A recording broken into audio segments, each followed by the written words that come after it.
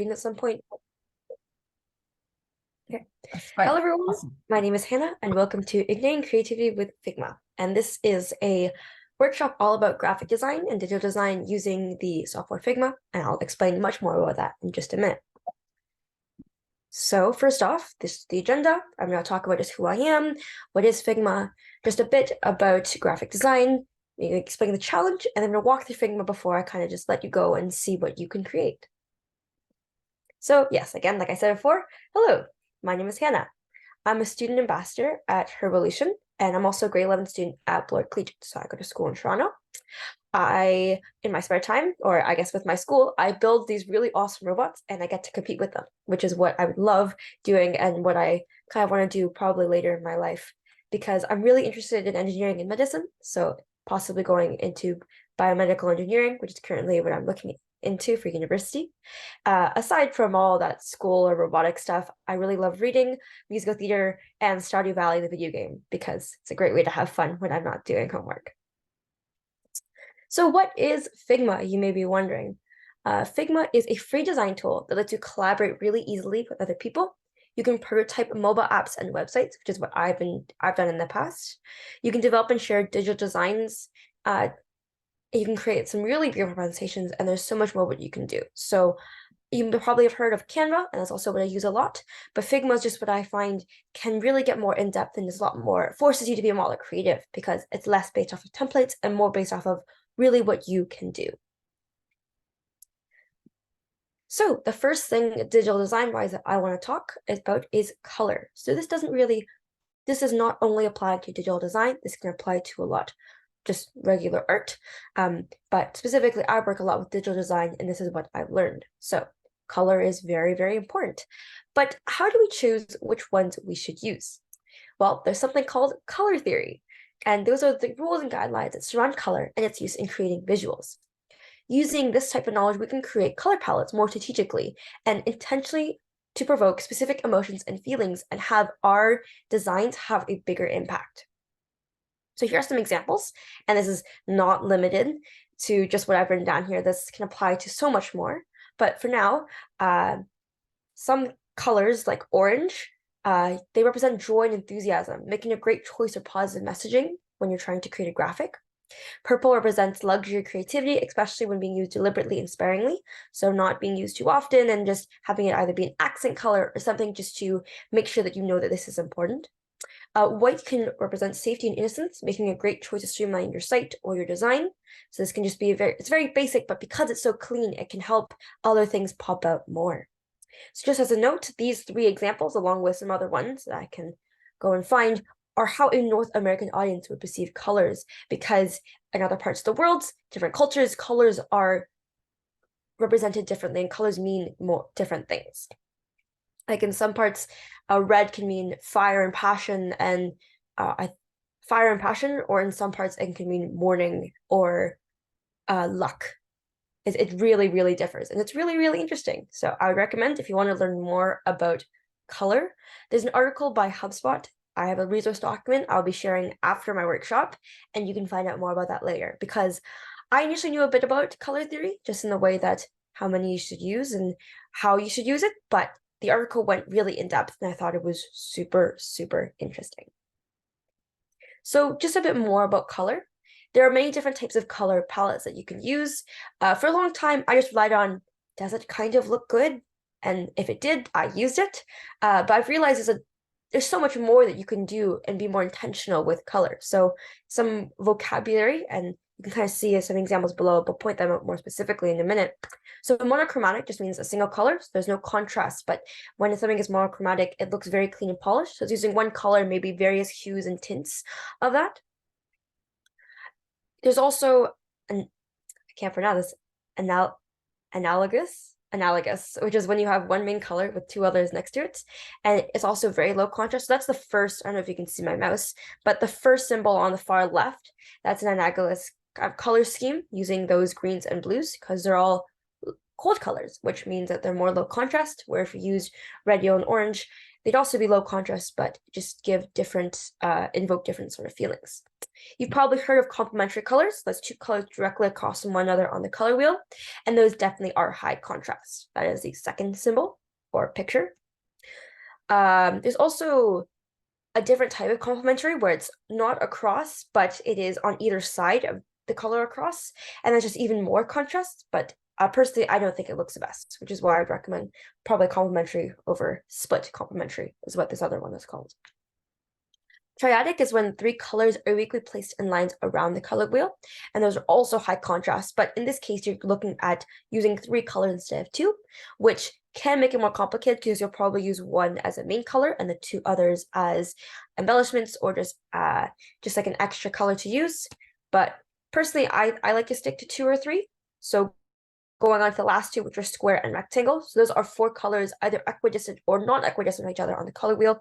Both are very high contrast, but you have to be very smart about how you use them because most likely you'll have two cold and two warm colors, which if you can't get a very good balance, or if it's a bit scattered, your website or your design can look a bit messy. So next is typefaces. So what I've learned from typefaces was typefaces and fonts are not actually the same thing, although I didn't actually know what a typeface was for a very long time, but typefaces are a particular style of lettering. So on my screen right now, there are a bunch of different examples of lettering, different types of lettering, and those are just different typefaces. Fonts refer to the variations of a typeface, so the size or the weight difference. So if something is bold, that means it's a particularly different font, but it could still be the same typeface. And also when preparing typefaces, it's best to do things with intention because when you do them randomly, you're not using the most of what you've been given. So the types of fonts or typefaces are, so first is serif, so the typeface with a small projection at the end of letter strokes. So Times New Roman is a serif font because you can see there's little edges on the T, on the H, on the A, you can see it curves a bit up. That's a serif. So sans serif or sans is a typeface without any stroke embellishments. So Arial is a very classic example of a sans serif font. And sans just means is not there or like missing. So it's like without serif. A script is a typeface with letters or linked. Those are usually most cursive fonts, or sorry, cursive typefaces. Actually, it's the wrong word here. This should be typeface on all these words. Slab serif, so it's a variation of a serif, but it's a typeface with thick block-like serifs. So you can see that they still have little embellishments on each end, but instead of being more pointy, they're definitely more block-like. And here's a quick quiz. You can just do it in your head. What type of font is the first one? Actually, type in chat if you do know what it's called as A, B, or C, the different types, and you can have this for reference. Can't actually see this. Oh, I'm just gonna go on to the next one, but if just think in your head, and I'll go back to this at the very end, and we can see if you guys are right. So a bit more about typefaces. So here are 8 kind of rules that I've gone by when I've chosen typefaces for design, for a website, even just for maybe like an Instagram post that I'm making. So first, it's no more than 3 typefaces per project, and even 3 is a bit much. You should be probably using one for a main title and one for your main text. But sometimes you want something to stand out a bit more, which is why you can use a third typeface. So you also want to pair a serif font with a sans serif font. This just, again, increases the contrast. You can see, I think, where's a good example? You can see this one, the top right-hand side, we have a sans serif font for our header, and we have a serif font for our body text. Next, you're going to want to, or not you're going to want to, but a chunky typeface would pair very well with a skinny one. We can see in the top left-hand corner, the blah, blah, blah is very thick and it definitely stands out, but the podcast underneath looks very elegant. Number 4, avoid choosing typefaces of the same category. So if we go back to here and we think of the categories like script and sans serif, you don't want to use 2 scripts because then it's going to look really like all close together. Unless you're going for something that you really want it to all be in cursive, it won't look the best. Number 5, a great way to achieve contrast, because a lot of what we're doing is about contrast, right? Like, why would you use a serif and a sans serif? Because you want the reader to be able to distinguish them from each other. So this can be done using different sizes, can be using different weights. So if you're bolding something versus having something be more thin, I wouldn't say use italics, because usually those are meant to denote importance in text, but definitely bold and even underline if you really want to use that. Number 6, mix distinct typefaces with neutral ones. So a distinct, I would say for the bottom right-hand corner, you can see that it is a cursive script as a title, and then Montserrat Light, so it's a very clean body. And this just, I think that it looks just really nice because of the complexity versus the simplicity. Number 7 is probably my most important rule, is just consistency. Please. It looks kind of crazy when you're using more than 3 typefaces, or if you're constantly switching what's your header and what's your body. And the best way to stay, or the best way to look, the best way to have a design that looks clean and professional is for it to be consistent. And so you're going to want to use the same ones for the headers, the same ones for the body, and so on and so forth. Last one, I wouldn't say this is the most important, but something that I really like is just feel the vibes.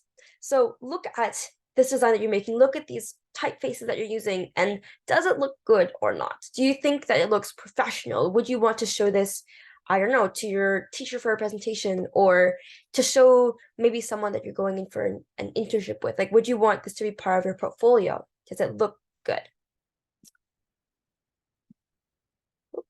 Oopsies. Okay. Next about storytelling through UX. And I find this is a really, really cool, because it's not something that you always think about. You're always just, oh, it looks good, we can show this to people, or oh, this is good, maybe I can post it now. But what is UX design, you might be asking? So UX stands for user experience, and it focuses on how your customers move through your product. In this case, customers could just be how people see your website, or how maybe people on Instagram will see your post. This can apply to all types of designs, from digital design to interiors. Specifically, I'm really talking probably about a website, because it's easiest way that we can represent how customers will move through it. So as designers, as you are all designers here, we need to think about how we need to think like the customer. We have to be the customer, and we have to understand their wants and their needs. When these are outlined, we can now address them in our product. We also want to entice the customer to come back, which means ensuring that they enjoy the product. So that means if they're going to their website, we want them to feel like it's really comfortable. We want them to understand it. We want it to make sense, because when it makes sense, they're going to be more inclined to use this website again. Whether your website's for shopping, your website's for like a personal resume, they'll be more inclined to return to it or talk to you possibly if it looks good, if you can entice them, and if you can show your story. This means making things easy to navigate and not overwhelming them. So this is something that you think about in your designs, that it needs to be complex enough to be interesting, but also simple enough that anyone can really grasp it. And it doesn't have to always be everyone. Sometimes it is your target audience, so whoever you think or whoever you want to be seeing this the most. But sometimes you want to make things accessible for everyone. Design is just about the things you choose not to include as it is what you do, with each element telling a story of its own. Again, to try not to be overwhelming, you really want it to be interesting, and you really want the user to feel like it's all being told a story as they go through this website or through whatever product you've made. I didn't put this into the slides. I just want to mention there's a very important bridge between accessibility and design, as we live in a very digital age where not everyone has equal access to technology, as well as technology is not equally accessible for everyone. Some people need screen readers, some people need someone else to be able to tell them what's going on. But something that we can incorporate in design is something like, the thing that I like to include is alternative text. So especially when I'm making an Instagram post, I want to make alternative text that a screen reader can read it to the customer and tell them what's happening, just so that they're not being left out of an experience that should be universal. Okay, so here's the challenge I will propose to you guys. For you guys will have just my workshop, and also, I guess, the rest of your time for today after the closing ceremonies, right, to keep working on, because I feel like it's really, really cool. So my challenge is to use Figma to create a personal website that can act as your resume. So for now, like you won't have to code anything, but you will be able to use Figma's design tools and be able to sketch out like an approximation of what you might want to make one day. Because it's a really it's super, super cool when you can come up to someone and say, oh, here's my resume. And it could just be a piece of paper, or you could have a really cool website displaying your coding skills as well as everything else that you might want to show off to an employer, or just if you're applying to a program or something. So as a little guidelines, because I don't want to just roam free, this website must have at least 3 pages, and I will show you what those 3 pages mean. And you must make sure that you can navigate to each one of those different pages from each other using buttons or navigation bar. Again, I will show you. And as I just talked a lot about styling, about colors and typefaces and storytelling, make sure you stick to a style. Don't change up your colors. Try to stick to, like I said, 2 to 3. If you think you can incorporate more, go ahead. Just remember, we want to make things simple so that customers can understand it, but also interesting. Again, with typefaces, like I said, consistency is key, and to not overwhelm the user is very important. So don't change them. Okay, time for a Figma walkthrough. So I'm going to open up Figma on my computer. Also, just right now, I'm going to pop this into the chat, and this is, I think this is open to everyone. Anyone with a link. And this is some resources that I compiled with some help to both my presentation as well as some other to help you make color palettes, to help you with typefaces, and some Figma cheat sheets, because I think they were really helpful when I was trying to learn Figma. So right there. Just pop this open, and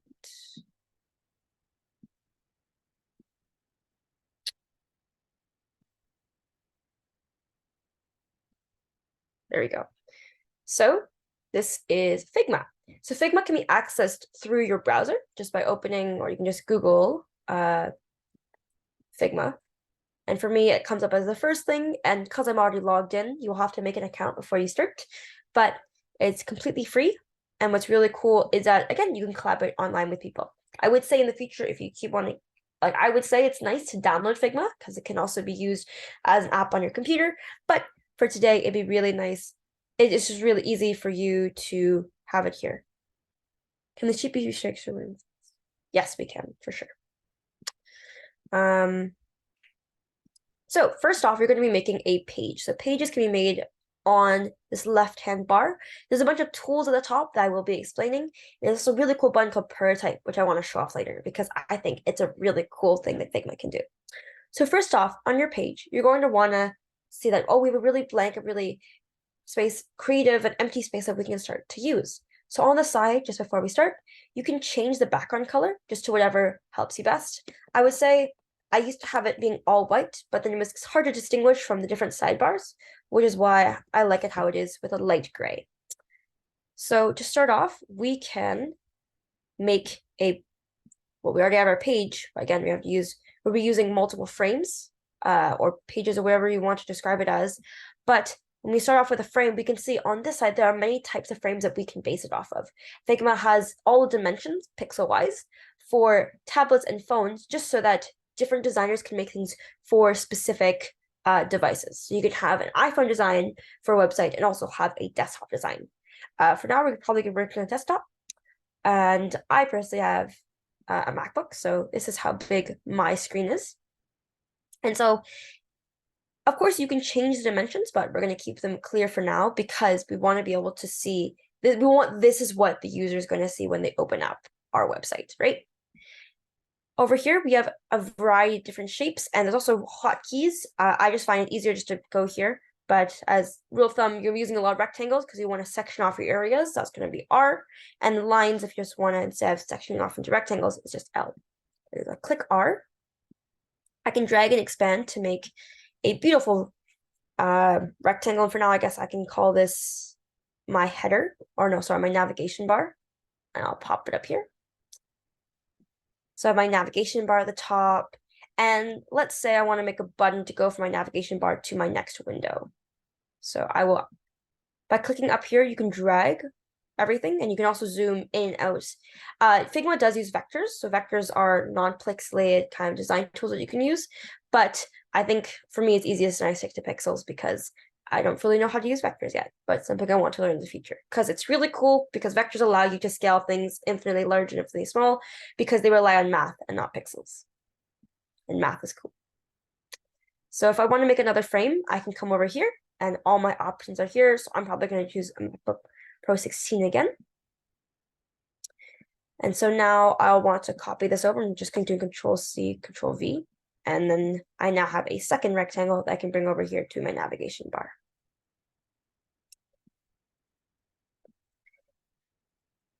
To choose some text is a very easy little T here, and I can drag and type something. Hello, everyone. And this can be manipulated over here. So they have a bunch of different fonts, but you can also upload your own fonts into Figma if they don't have it. And I did that for a project I did with Revolution a while ago, and it was really, really cool. So this is different fonts, right? So you different weights and then different typefaces would be up here. So we're going to use Jacques Francois, I guess, because it looks pretty. I'm going to increase the size of this to 40. Maybe a bit bigger because we want this to be kind of a title for people joining our website. So it's fairly intuitive. I would say if you've used Canva, it's kind of similar to that, but you're working without a template this time. And it's a lot more creativity involved. However, what's really, really nice is it's a lot more accurate as well. So you can use your arrow keys and move like exactly by 1 pixel. And so it also has a really cool alignment tool. So if I make multiple hello everyone's, like this. Now I know they give you multiple lines that can help you align things, and it's just a lot more accurate, I feel, than Canva.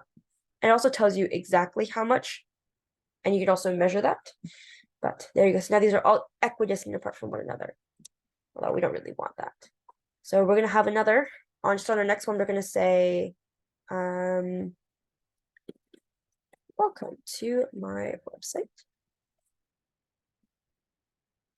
It's done that. And now we're going to make it so when you click this text, you'll be transported to our second frame. So we're going to do this using prototype. If we come to prototype here, now we can see that, prototype means we can still edit and do more design things, but what's really cool about prototype is you can click on this right here, the little plus sign, and now we can drag an arrow to our second screen. So right now it's not going directly to this, but we can see there's a little invisible arrow and the start of a flow. By the way, these flows can be renamed, I'm fairly sure. Oh, okay. They can be renamed over here. Let's say just trial. And so now we have this little clear blue line that we know that when we click this, we'll be sent to this new screen. If you go back to design, these arrows go away, so they're not too distracting and you can still keep working on your designs. But if we were to go to this little play button here, I hope you can see it, which it says present, it'll send us to a new tab where we will see a prototype of our design. I hope. So we can see, look, it's our MacBook, I think it's MacBook 16-inch here with our wonderful, very well-designed website. Please make your websites not look like this. I would love color. I love color so much. But if we hover over here, we can see that, oh, our mouse has changed. So it's now like a clickable, it's like a button. And if we click this, ta-da, we get shifted to the new screen. It's a really cool way to do some interactivity because if you were just trying to code and make these websites, and you're trying to make these buttons going to these places, it can be really stressful when it's not working correctly. And all you want to do is just make it look good first. So Figma is really awesome because you get to design everything. You get to make these little tweaks here and there. You can shift things over by like 3 pixels just so that they align perfectly. And then you can use it and you can make a website out of it. Because it's just now you have something that works. You know where you want to go everything, and you're not trying to figure out while you're coding things and while everything's breaking and things are shifting everywhere and it's not enough padding and it's too confusing and instead you can just use Figma and it works really, really well. You can also use things like Canva. I will say Canva does not have features like prototyping. So I want to show one of my examples. So a few years, I think it's been a year. Oh goodness, it's been a very long time since I've made it, so it's a bit out of date. But I also once made a website about myself, and so I'm just gonna come a bit closer to it.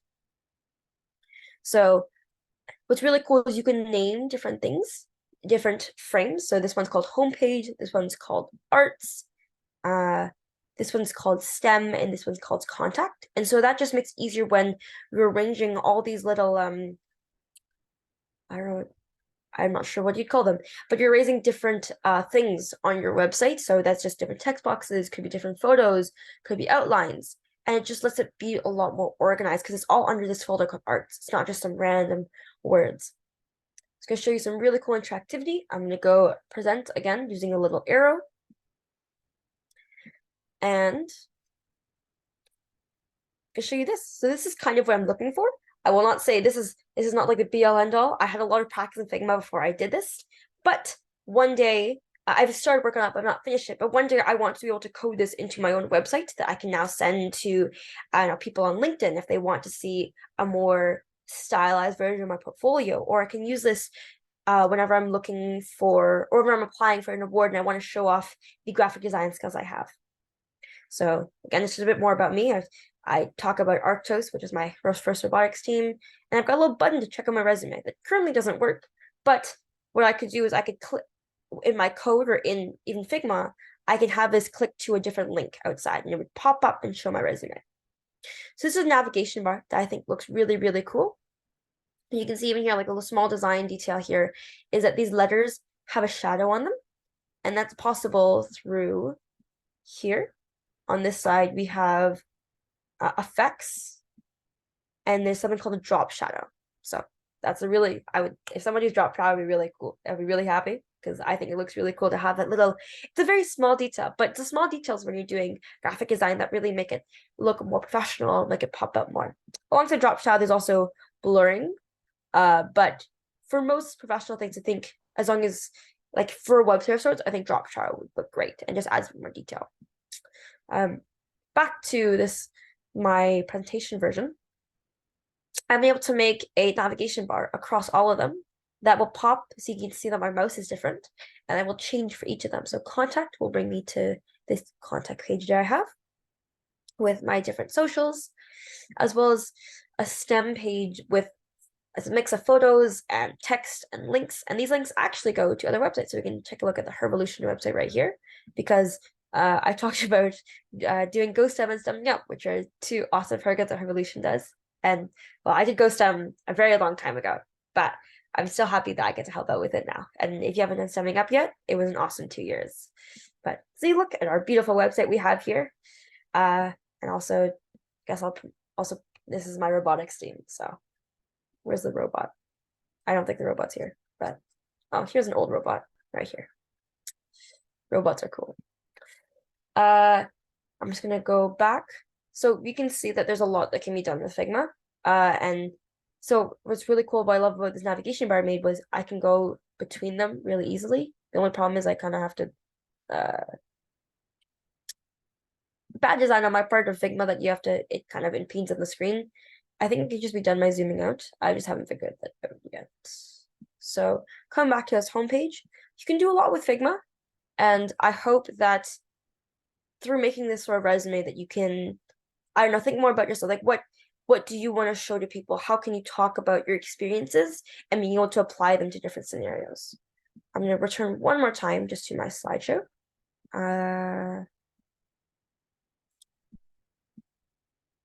So again, as a reminder, the challenge is to create a personal website that can act as your resume. So you can use either your resume to start off with, or after you finish this, you can base your resume off of what you created in Figma. So again, at least 3 pages, and you have to use buttons and navigation bar. And again, make sure to stick to a style. So thank you to our partners of VOLUTION, General Motors, Matrix 360, and Sky's the Limit for their support. And that's a wrap for this workshop. So I hope you really enjoyed. Please feel free to reach out to me on Slack, Hannah Tram, if you have any questions, comments, or concerns. One more thing before I forget. After you finish your design, please send it to me through Slack because I would love to see it, and I would love to give some feedback on it. Just small things you can improve on, things that I really like that you did, just because I want you to be able to apply what you've learned here. And if I can help you with actually a little bit by giving a few tips, that'd be really awesome on my end. I think that's good.